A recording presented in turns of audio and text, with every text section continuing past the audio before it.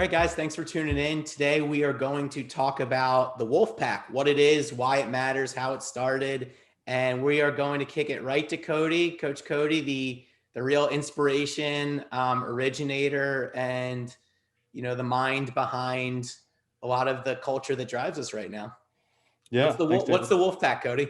The Wolfpack. Well, the Wolfpack, for all intents and purposes, came from the movie The Miracle, which is a hockey movie. In that movie, there is a line that says "Legs feed the wolf," and we took it an extra step farther, really embracing what the Wolfpack means. The Wolfpack is togetherness. The Wolfpack is everyone helping one another to eat for the entire group. And ultimately, you win together, you lose together, you fail, but you're always going to be next to your brothers and sisters, in regards to the pack. But same here. In 2018, and during the fall, we were encountering a little bit of a bumpy road in regards to our culture and kind of what was happening at that point in time. Spring came around, it was time for something new.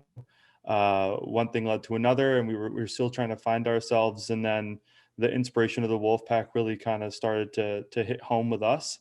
And we've adopted the slogan, we've adopted the internal mascot, and it's really been we've really taken it and ran with it and embraced it. And there's a couple different dynamics of the Wolfpack that make it so useful to us. But I kind of want to pass it to Coach Caff for him to talk about the actual formation of the Wolfpack and what that means. Right. In nature, a wolfpack is very specific in how they move through nature, and it's a large group of wolves, and they're always in formation. And the way they form is all the way in the back of the pack is your alpha. That's your leader. He's all the way in the back. He holds up the back. In the front of the wolf pack are your elders. The elders set the pace, because if the elders were to be in the back or in the middle, the pack would break up because they wouldn't be going at the same pace. So they put the most important elders in the front. They keep the pace.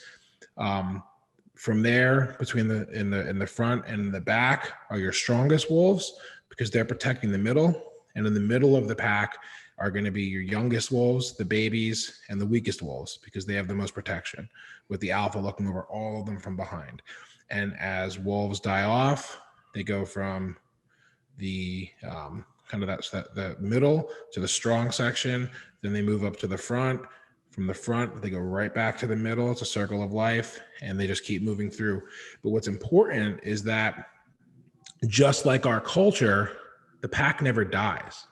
The individual pack members may die off, but the pack itself lives on forever. And that's what we really try and do here at Drip, is make sure that the culture lives on. Our players are the pack. Freshmen are in the middle. Our sophomores are in the middle. The seniors are up front. That alpha's in the back. Your juniors are kind of those strong ones that are in there. And as it moves on, the freshmen move out. The sophomores move out. Your alpha changes out every couple of years, and that pack lives on. Culture lives on. And that's how we try and really incorporate this into what we do. Yeah, and in nature, you never know when the start of a wolf pack was. There's no written records or collective consciousness in that way. But we have the benefit of really knowing. We call the 2018 team the OG wolf pack, and what they endured in terms of what we put them through to toughen them, to bring them together. As long as the wolf pack's healthy, we should never have to do that again, right? But it was a demanding year, and it sometimes felt like we were track coaches.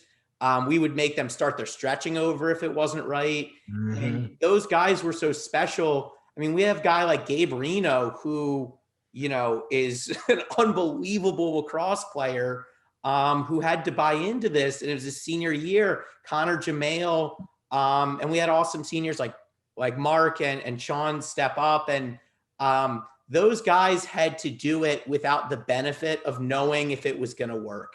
And that team went on to win a state playoff game, which for Dripping Springs Lacrosse, I mean, we couldn't even imagine. And so it was blind faith. It was blind faith. And so what they did was they put that work in. They had that faith. It worked.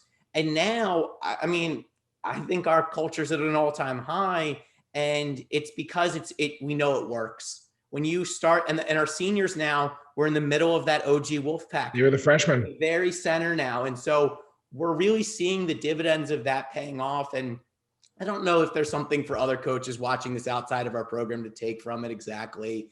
Copy the Wolfpack idea, please. Like whatever.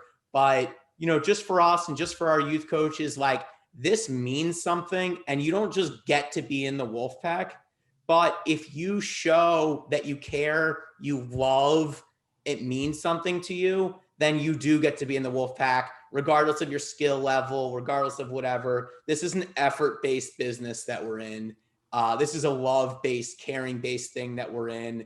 I'm going to share the hunt with you, whether you caught the other animal or not. And that just goes back to our wee ball. That goes back to everything. And that's where we tie in accountability. Yeah. Because the Wolfpack has to be accountable to itself and its members. But without that accountability, it's not a pack. It's a group of wolves. Right. With the threat of extinction. Right. Right. Like right. That's so significant. And so, yeah, I mean, Cody, like, take us home kind of. Did you ever think it would get here? Talk about kind of how we adapted it a little bit over time. And the resistance. There was a little bit of resistance. Yeah, exactly. I mean, there was a ton.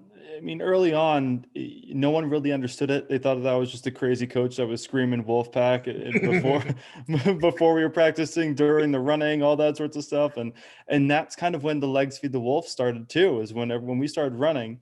And I threw it back to my high school days where I'm just like, Caff, we have to run them. If we're not going to win games from stick work, we're going to have to win games from being able to say we're going to be good or we're it. going to be fast.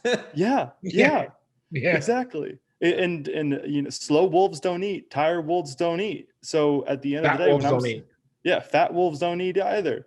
And so I'm in the center of the field screaming, Legs Feed the Wolf, getting all these kids hyped up. And what we started to understand, we started to realize, is once everyone started to buy in, no one left practice lethargic. Everyone left practice energized.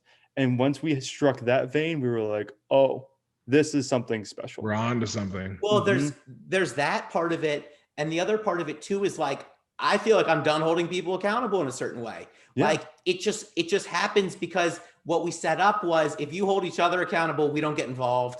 Shared accountability. And that was such a big thing. And I think that, that's come a really long way in terms of how it's changed.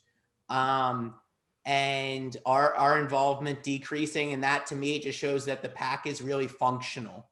Like it's working. They're passing it on. Peer-led. I just feel so glad to have been a part of it. And I feel like it's helped me in my life in terms of when you go and you try and get kids to do things and you turn around and you look at your own life and you're not doing it, feels pretty terrible. And so a real goal. We've seen the pack outlive 3 senior classes now. It would be pretty special if the pack outlived us one day. Yeah. Awesome. Well, awesome. Great, guys. We appreciate you listening to this one. This is an important one to us. It's pretty specific to this program. Like Swartz said, we're not sure if any other coaches might get anything out of this, but we implore you to steal this and see if it works. Try it. See if you can get the buy-in. If you can, we're confident that it's going to help you all. And for our youth coaches, we got to start building these packs a little bit younger, making sure that these young guys are ready to join the pack when they get to high school. So thanks for watching, and we'll see you next time. Thanks. Hi, I'm Bill Cafferata, Dripping Springs Lacrosse Program Director and Varsity Head Coach. Thanks for tuning in. Please comment if you have any questions about the video or have suggestions for future content. Most importantly, be sure to like and subscribe.